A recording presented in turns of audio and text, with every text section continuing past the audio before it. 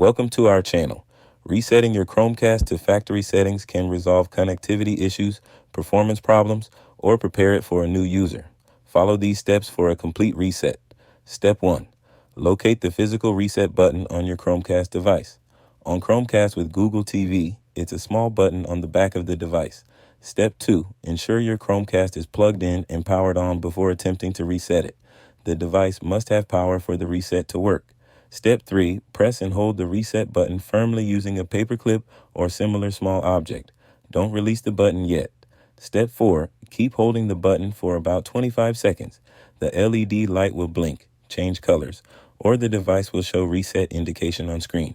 Step 5. Release the button when the LED turns solid white or when you see the reset screen on your TV. The reset process has now begun. Step 6. Wait for the Chromecast to complete the factory reset. The device will restart automatically and show the initial welcome screen. Step 7. Once reset is complete, all settings, apps, and account information are erased. The device will be in the same state as when first purchased. Step 8. Set up your Chromecast again using the Google Home app if you want to continue using it, or give it to a new user to set up themselves. Don't forget to like this video and subscribe to our channel.